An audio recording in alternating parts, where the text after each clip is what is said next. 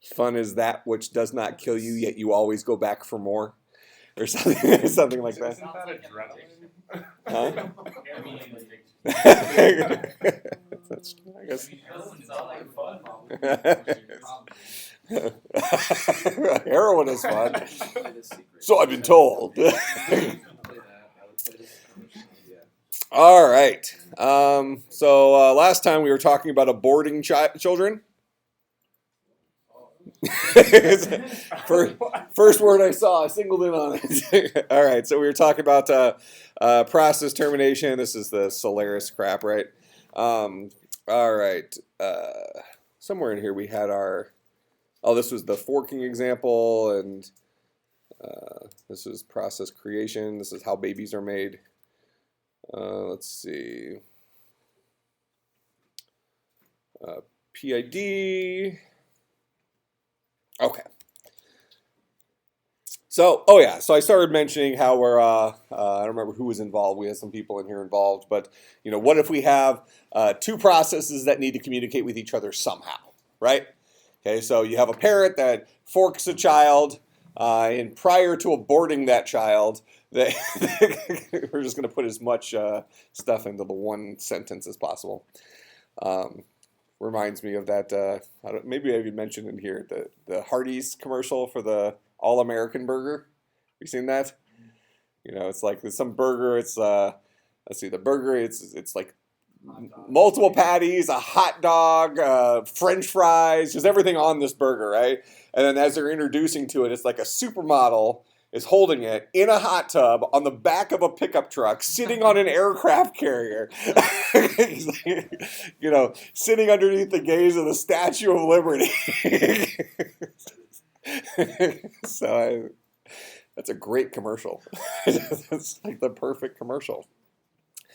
All right.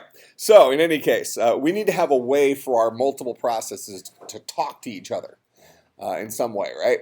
Okay, so we have these two guys. They're the second process has been born, and now it's turned over to the operating system.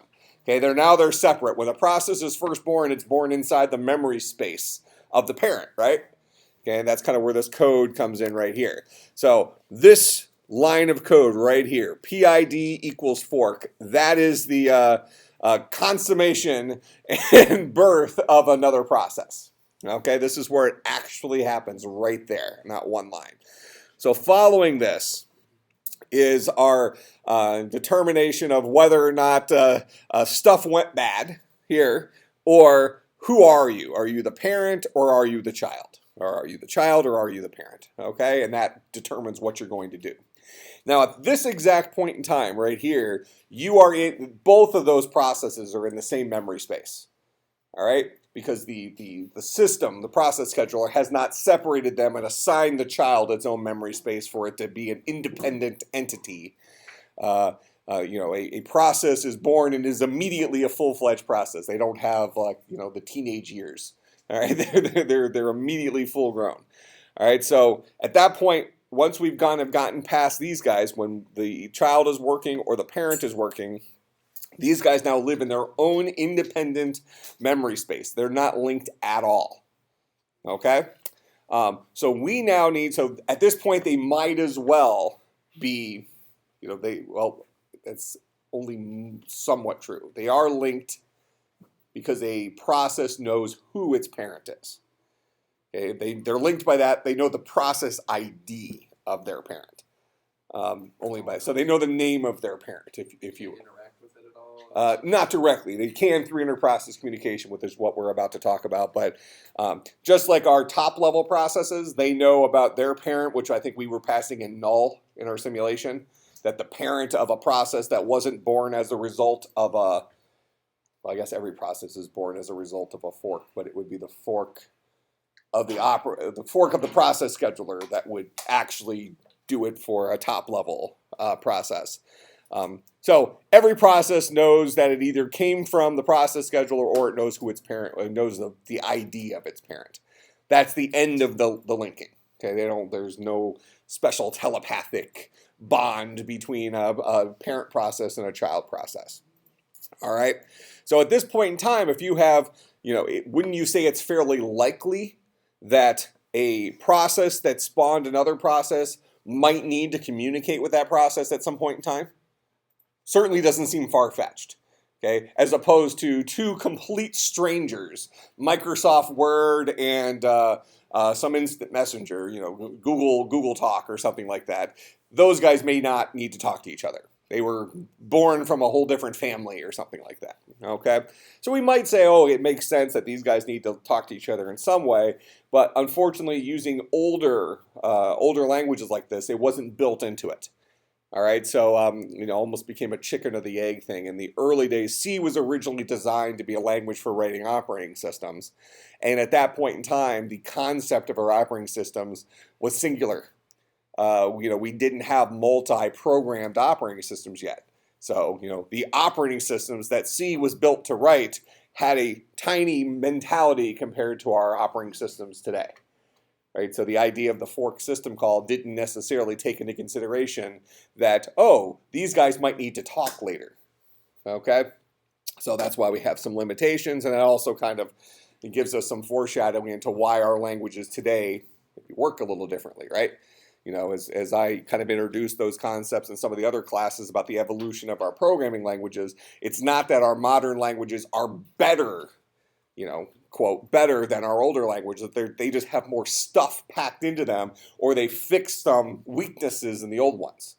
Okay, that doesn't mean that the old language was bad. It just means that today we have a need for maybe a little bit more. Okay. So interprocess communication.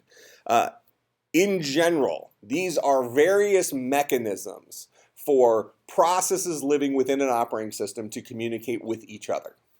Okay? So in this room, if we think about us as all processes, we have multiple ways that we can communicate with each other in here. So just as human beings, so we're sitting in this room, what are some ways we can communicate with each other in here? Speech. So I can yell across the room and I can say, "Hey, yo, Levi," and he gives me Levi just demonstrated a second way, right? There was a little bit of thing. There was a wink and a point. So hand gestures, right? Okay, so we have ways of getting people's attention and that kind of stuff without using speech, right? Okay, sometimes you just use facial expressions or something. So there's all sorts of little things that human beings can do to communicate something to other people, right? Okay, and sometimes we're communicating to one person, sometimes we're communicating to lots of people. All right, so, for instance, Austin up here farts. It's an SBD, silent but deadly. All right. Yeah. Nobody's dead yet. Nobody's dead yet. Okay, but all of a sudden it hits me. So I might go like this, okay? And, and at that point, all of you are privy to that message that I'm sending out, okay? So I'm broadcasting a message, okay? As opposed to maybe I take a piece of paper and I write something onto it and I just hand it to Schumacher, okay? Something like that, okay? Now only he knows kind of the death that I am experiencing up here. All right, so we have various ways of communicating in real life, and each of those ways has some things associated with it, whether it's a private communication among one person, a semi-private communication among a small group, maybe just these three guys over here, a global communication, and everything in between, let's say, okay? So we can imagine that something like this likely exists inside of our operating systems, right? Because just like our programming languages, our operating systems have a goal of allowing us to solve problems similar to how we solve problems in real life because they're the similar problems. Computers are just a way of automating solutions to problems that we're already solving. And they just do it really, really, really fast and have less errors because the tedium of those things, they don't get to the computers. Okay, so when we look at this, let's see, cooperating processes can affect or be affected by other processes, including sharing data. Okay, so sometimes I actually need to get information to one of these other processes so that they can do their job.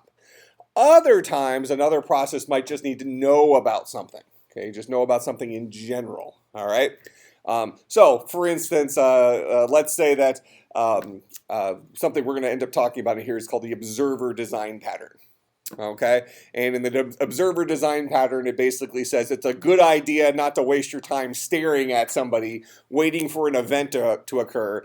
Instead, let them notify you when the event occurs so that you can be productive doing something else. All right, so if we get somebody on that hoverboard and we're just waiting for them to fall, we can go off and do our own thing, and as soon as we hear the scream, then we'll pay attention. All right, so that would be like a signal in the in operating systems, where essentially he lets out a beacon. Okay, something has occurred, an event has occurred. Pay attention. Okay, as opposed to communicating with anybody individually, it's just an alarm, like if the fire alarms go off in the hall or something like that. Okay, we all become aware of it and then decide if it's something we'd like to react to. Okay. Well, isn't that kind of a funny, we've all become kind of desensitized to that type of stuff since there's so many false alarms on things. Yeah. Like you're in a building and the fire alarm is going off and we act like it's just a noise nuisance, right? Really yeah, until we like see like a wing of the building literally ablaze. Then like, oh, this is the real one. So, okay, that's when I grab Joel and use him as a human shield in case I have to go through some heavy flames. Well, it's all height thing. I mean, you seem lighter than some of the other guys. I mean, I'm definitely not going to pick him. He's a husky. So, Curcio would not be bad either, actually. Yeah. Yeah. Anybody bring a backpack with them today? Yeah, Oh, now we're back to you. Yeah, backpacks be good. Get the backpack on you. That way I have something to put my arm behind. Kind of hold them up. You're like a human buckler. So it's like, Dr. Lippman, we received a note today that you were referring to one of your students as a human shield, and you had a pretty elaborate plan on how you were going to get out of the flaming building. All right. So in any case, we have various ways we might want to communicate between processes, and not every one of these ways involves getting data to the other guy. It might just mean letting him know that something happened. Not letting him know about it, just that something occurred. Okay, so if we're playing, if we're in a race, so this is more just in my world. I do a lot of long distance running. Okay, so you have the marathons, or is the relay races where you have the batons, right?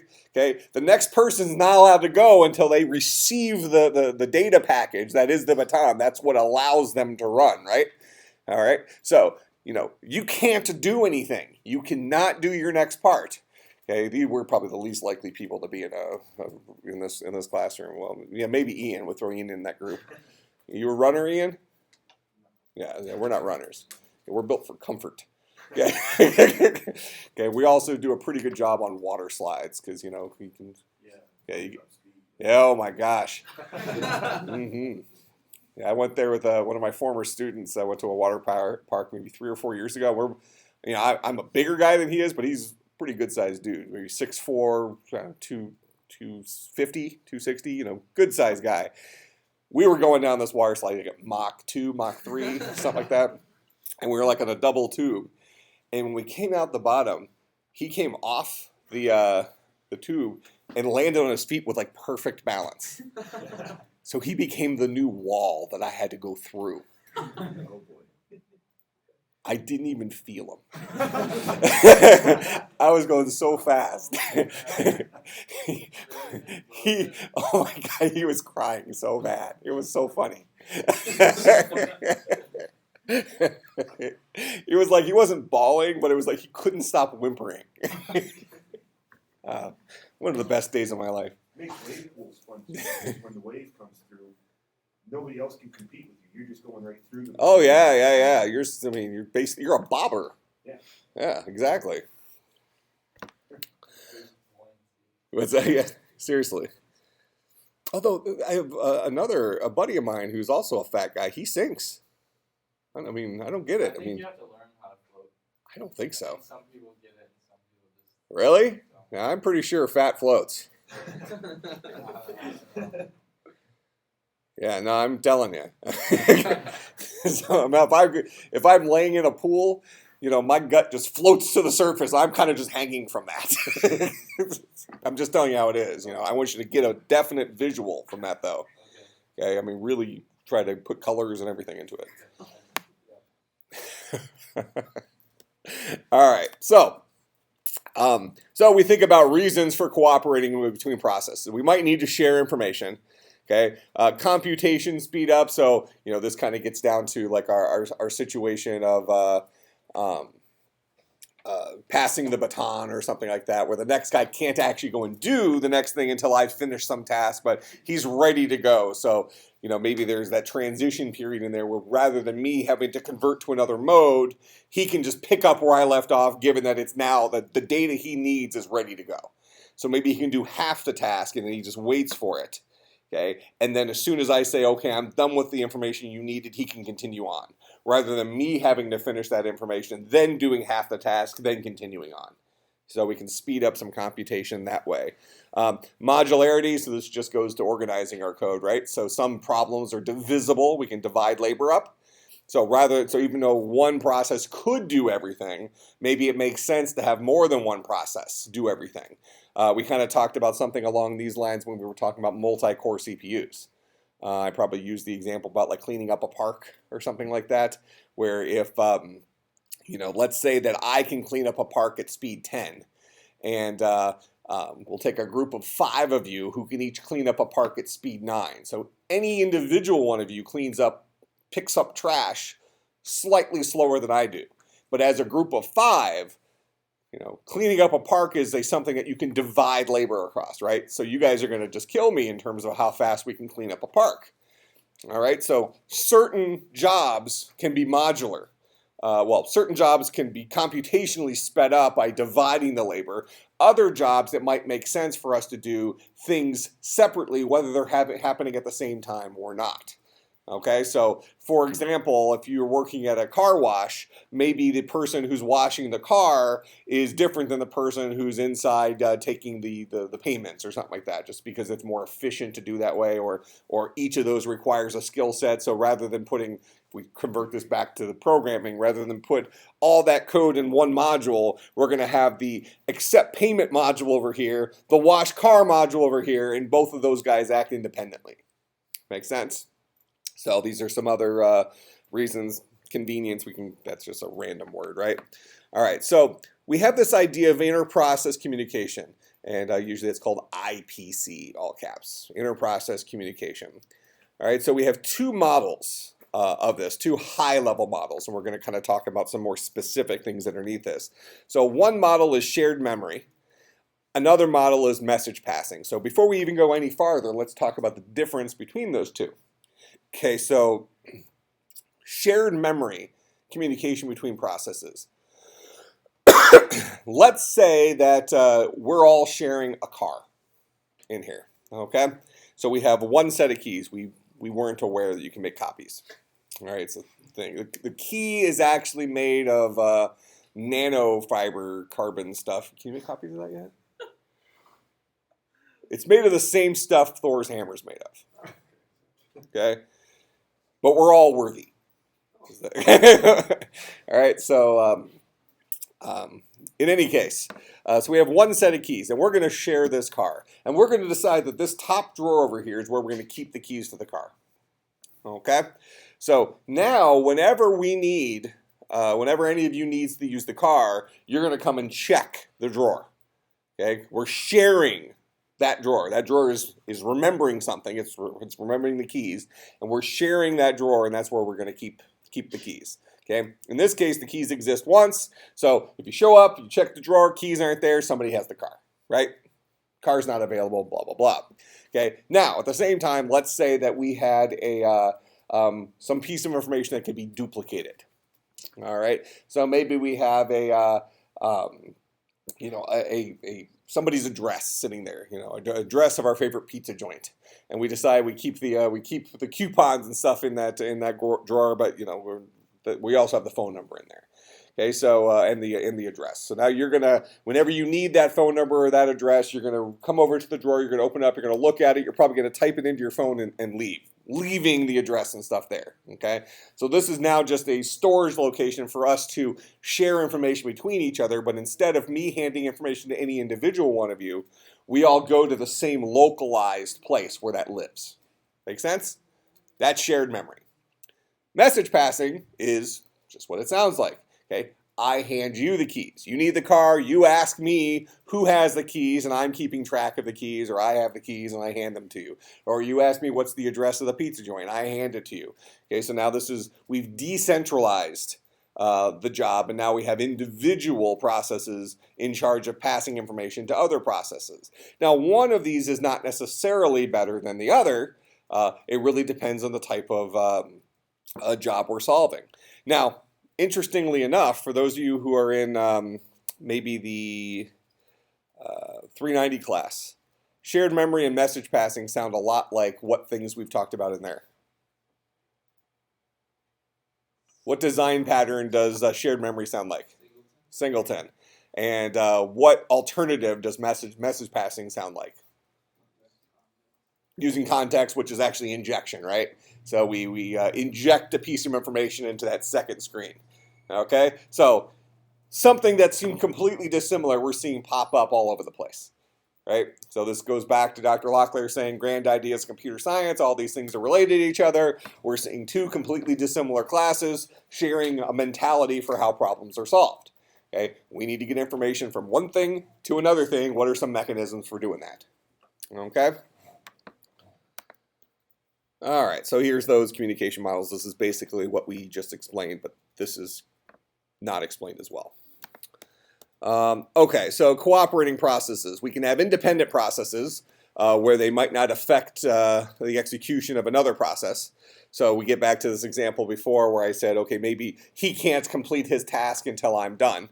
Okay, that would not be an independent situation. That would be a cooperating type situation. So independent processes, while they might be solving the same problem or different parts of the same problem, they're not reliant on each other.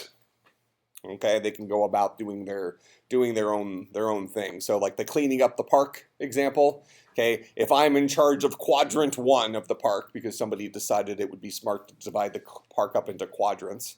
All right, the person who's cleaning quadrant 2 isn't reliant on my ability to clean quadrant 1. All right, they don't have to wait for me. You know, how good I do my job isn't related to how good they do their job, and so on and so forth. All right, believes into their section. That's right. Well, but they still have to do their job because they are in charge of quadrant 2.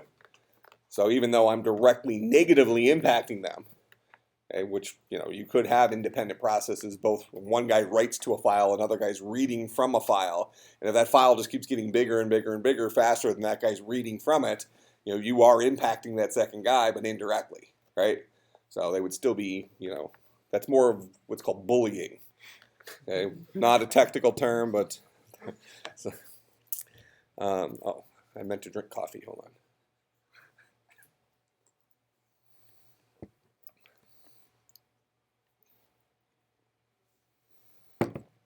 All right. Cooperating, just what it sounds like. We have processes working together, but they all have to correlate in some way.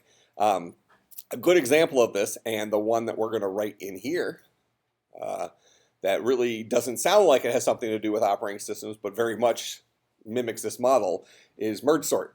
Remember merge sort from 300? Did we do it in 300 and 250? And don't try to tell me we didn't do merge sort. I think it was 300, but it might have been late. Okay. So remember merge sort, it's a divide and conquer. How many of you are in senior seminar this semester? Okay, have you talked about divide and conquer yet? We start relatively early in the semester. In that class, you kind of review and then add to a bunch of stuff you've done previously in computer science, right? So they start giving names to some things. So you're going to be talking about things like greedy algorithms. Have you talked about those yet? Okay, so you're not into the algorithm section yet. I know you talk about those. So when you get into that section, you're going to be talking about greedy algorithms. You're going to be talking about divide and conquer algorithms. Merge sort is a divide and conquer. Okay, you keep dividing your data until you get to the point where you just can't divide it anymore. Okay, then you conquer by doing the merge. That's the merge step. Okay, so that's a type of algorithm it is. But divide and conquer type algorithms typically, police officer who committed suicide had been embezzling money. USA Today. Just in. Brought to you by Nabisco. Christian Worldview. Isn't Arjun in here? No, he's no one there. Oh, where is he? I don't know. I didn't hear him. Aren't you in charge of keeping track of them? Today's my off day. Today's your off day. Who's the babysitter? He should be here. He got his new Vicodin. Maybe that's why he's not here. Man, did you see him yesterday? He looked like garbage. He told me Friday. Largen just had shoulder surgery, and he told me Friday he was running out of Vicodin, and he ran out of Vicodin. Didn't look very good. I thought it was funny. I told him that to his face, so it's. Should have been sharing your Colorado coffee with him. Should have been sharing your Colorado coffee. You're right. What was I talking about? Oh, Colorado coffee. What's this? Merge sort. Oh, yeah. So that's a divide and conquer type thing where so take the merge sort that okay, where we, kept making recursive calls, but instead of those recursive calls all happening within the same thread, what if we had, we said, okay, well, here's the original main thread, but before he can continue, he needs to spawn off two child threads, the left and the right child thread, to do their job. He can't go on until they come back, right? So at some point, they're going to need to communicate with them that they've done their task. Now, those two child threads are going to say, oh, well, we can't do our task until we spawn off two child threads ourselves. Until we finally get down to a single dude who says, look, I got nothing to do, so I'm done. All right? So now you have, in a set of 8 data, you go from 1 thread to 3 threads to 4 additional threads. Now we're at 7 threads. Like this 8? Well, then we'll have other threads. So let's just say we have 7 threads and then bounce back up to 3, then bounce back up to 1 and do our task. Okay, but each one of those threads needs to have some sort of communication from the guy above them. Well, the guy above them needs to have communication from his sub-threads to know when they've finished so they can merge those pieces back together. Okay, they can't start the merge process until after their underling has done their job. All right, so that's a good example of cooperating processes. We're going to do them as threads, but same thing. Okay, let's see. All right, producer-consumer problem. So this is a kind of a design pattern, if you will. They call it a paradigm because that sounds smart. For cooperating processes, a producer process produces information that is consumed by a consumer process. So kind of the example we said a few minutes ago about one process fills a file, another process reads from a file. So we might have an unbounded buffer. So unbounded buffer, we've talked about buffers a little bit in here. Basically, it's an array, right? We can think of it as a file as well, but idea is whenever we hear the word buffer in computer science, it's just a place to store data. Okay, they just put it in a real cryptic word. All right, so it's a place to store data. Unbounded buffer means we can store an infinite amount of data in there, or quote infinite. All right, bounded buffer means it would have a fixed size. So an array of size 10 has a fixed size. Okay, a linked list has no size. That would be an unbound buffer. Okay. Similarly, a file would a file represent a unbound buffer or a bound buffer, and why? Based on your knowledge coming in here, this isn't something I've necessarily taught you yet. Although I believe I did mention this when we were talking about file systems. Would a file on your operating system, would it represent an unbound or a bound buffer? Depending on the file system,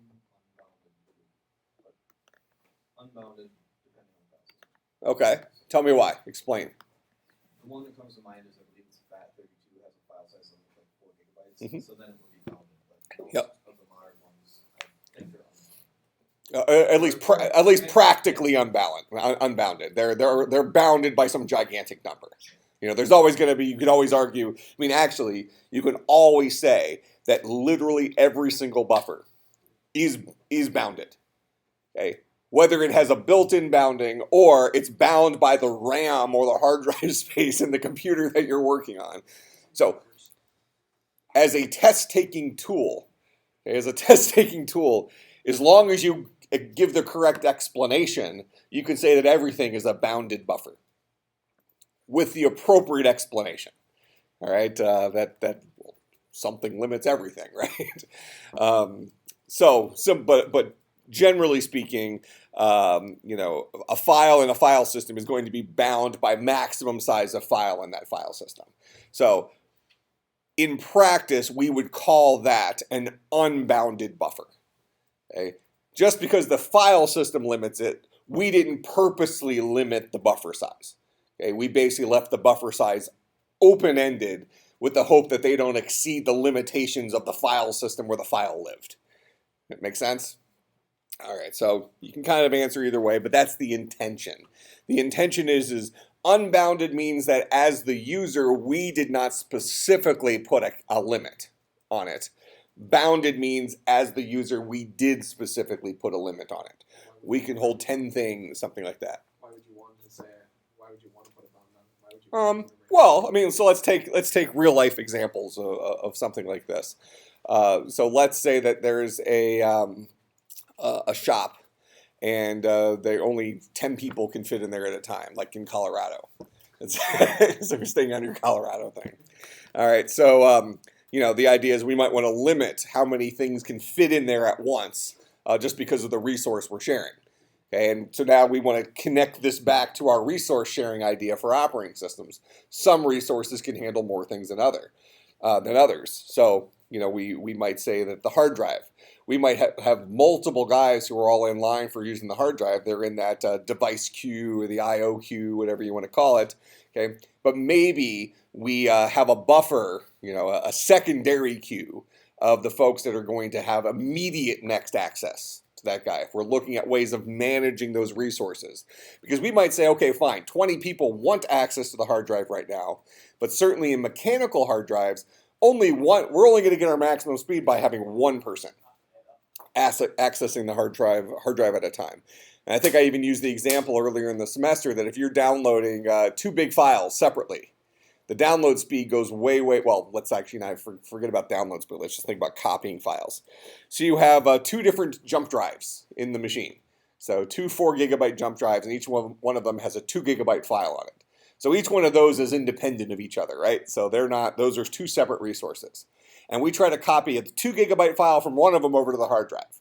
It's going to start copying at a certain rate, certain speed, depending on the speed of the jump drive and that kind of stuff, right? Now we start copying the second one. We're going to see the speed at which they're copying both slow way down, right? Because now the manager of that file system, just like the manager of the processes and the manager of the CPU, they're going to have to try to fake the end user out. That's what they're going to try to do. They're going to say, oh, the end user wants both of these files to copy over at the same time. So we're going to copy a little bit of this one, then a little bit of this one, then a little bit of this one, and then a little bit of this one. And the hard drive is having to spin to this section where we're storing this one, then spin to this section where we're storing this one, then spin to this section where we're storing this one, over and over and over again. Okay? So we might decide, okay, well, maybe 2 files is okay. Maybe 3 is okay. But at some point, we might put an upper limit on the number of things that we're going to allow to interrupt copying. Everything else we're going to kind of put in a line that you have to wait. We're not going to give you service to the hard drive yet. Okay, you're in line. We'll get to you when we get to you, but we're not going to slow down our read writes. Even though in the end, well, actually, let's ask this: which would happen more quickly, based on the knowledge you've learned in here so far? Copying one of those files to the hard drive, then starting copying the second file to the hard drive, so doing it linearly, one at a time, or copying both files to the hard drive at the same time and just letting the operating system do it. Which would happen more quickly? Or would it be the exact same amount of time? We perceive it to be faster or slower one way or the other. Wouldn't it be one at a time be faster? Okay, why? Because the hard drive can only do one thing at once, so it'd have to be switching between the 2. Yep. What's that like? Context switching. Just like context switching. In fact, it really is exactly like context switching, except instead of context switching on the CPU where we're storing registers and things like that, we're context switching on the hard drive where we have to remember which bit did we just finish writing over here, because now we need to spin to a new location and write different bits over here, right?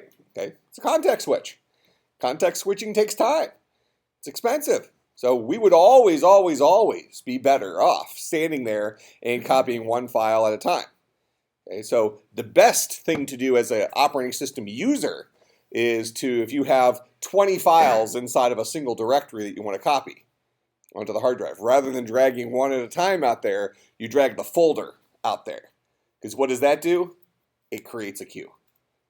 Copies one file at a time. So you're going to get the speed of it without having to stand there and do it. Similarly, if you have those two different things from the, actually, how will that work? I'm trying to think, how will the average operating system treat this?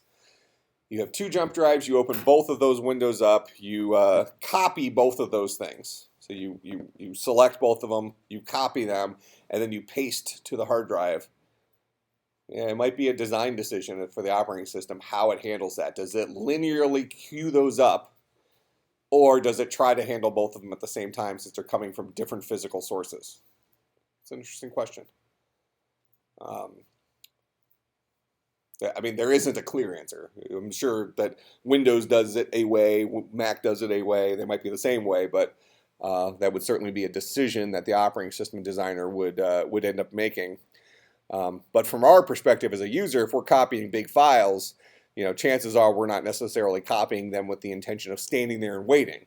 We want to just get them copying and we're leaving, right? We're going to go do something else. So it would be in our best interest, even though it will take longer for those two files to copy simultaneously, it would be in our best interest to go ahead and get both of them copying so that we can walk away. From our perspective, it's more efficient to do it that way, even though the amount of time the computer is going to spend doing it is longer. Make sense? So some things to kind of keep in mind, that performance is measured in different ways depending on the type of job we're doing. Doing something in the least amount of computing time isn't necessarily better for every human being, depending on the way we're executing the task. Okay. So here's an example of kind of shared data. So for those of you who are in the 390 class and we've messed with singletons, and we'll see some examples of it in here, but let's just talk about the high level. So we've defined a buffer size of size 10. So this is old C code, so this is a constant. So we're basically saying we have a variable. It's actually not even a variable. It's not even a variable. This is literally a constant that can't be changed. So kind of like a let in Swift, I guess. So we have something called buffer size that always gets replaced with the number 10. That's why it's not a variable in C. It's actually a placeholder label. It doesn't get looked up in the environment. All right, then we have a struct. And now we're going to have of type item. So think of these as objects. So a struct is just a collection of fields, a collection of variables. So and this guy's of type item. So now we're going to have an array of items. This is what this guy says, of size 10. So this is going to create us an array capable of holding 10 of those items. All right, and then we're keeping track of a couple of variables in and out, both of integers. Okay. So this guy can only ever use buffer size -1 elements, because you're always going to have one bucket free for doing a swap, right? Move one thing in, move one thing out, so you need to have that one empty bucket. All right, so this would be in a bounded buffer, because we're saying this guy can only hold 10. Let's see. So here's the producer. So we have an infinite loop. So while true, let's produce an item. Oh man, this is remember how I said that putting all these things on one line is like complete crap? And that's why curly braces, you always put them on separate lines. This is why. Okay, this guy tried to shove it all onto one slide, whatever. All right, so while something is true, so for infinity, we're going to do something in here. So while what? Remember, the inside of a while loop must be a Boolean expression. So what are we saying here? Well, it is a Boolean expression because we're using equivalence. The equivalence operator here, comparing it to out, which was an int. So while all of this ultimately is equal to out, keep doing something. In this case, they're doing nothing. So while in is equal to in plus 1 mod buffer size, so this is basically saying, do we have room to put something in there?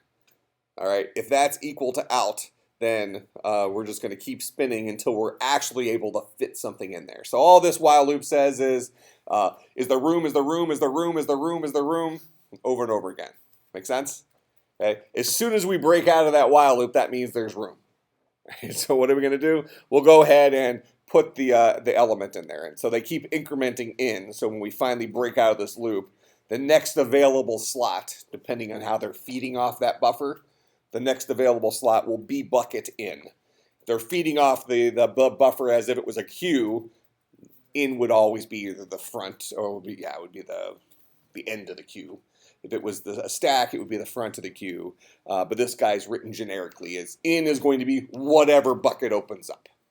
Okay, so we'll go ahead and store the value there, and then we'll increment into the next available bucket. Spin back up to our while true, and wait till we have another bucket.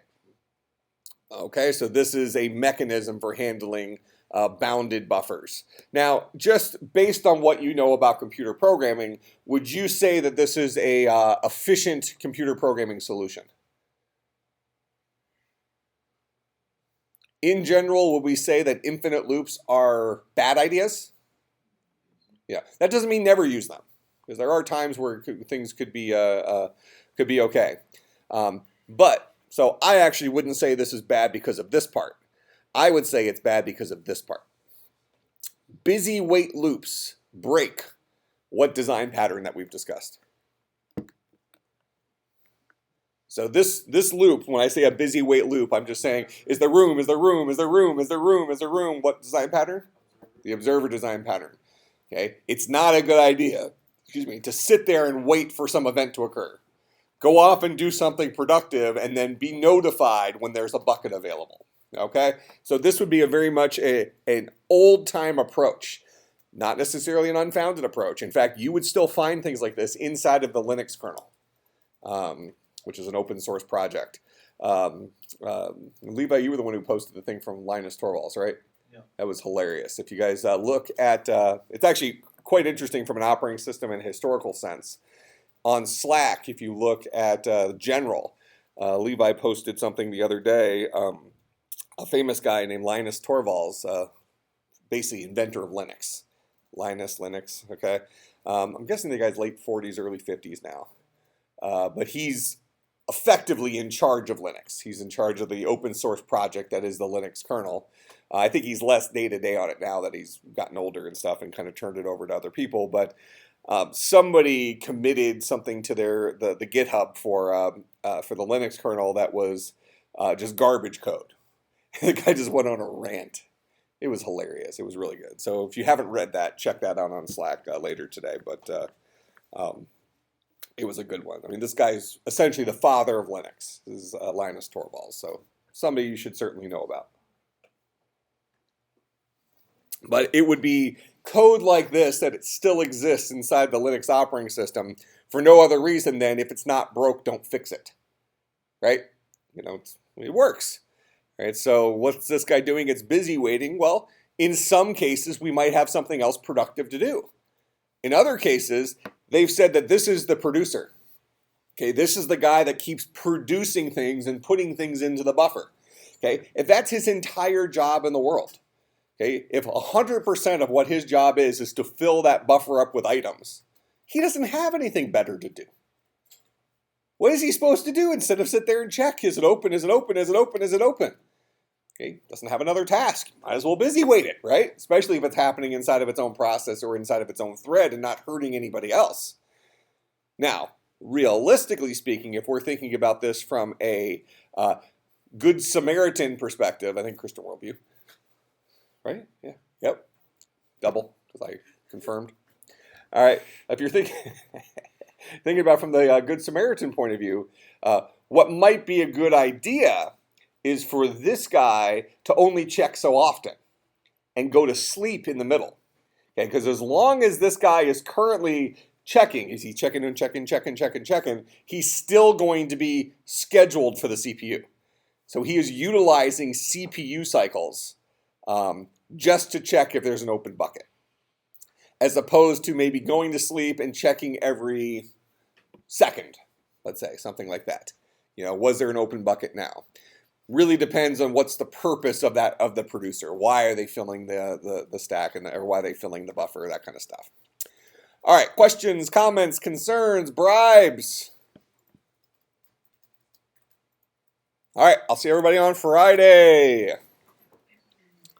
Right? Today's Wednesday. That's the room, so. I hate Wednesdays. I'm here till 10:30 tonight. Ew, that's disgusting. I know. And that last class is a 4-hour class. Ooh.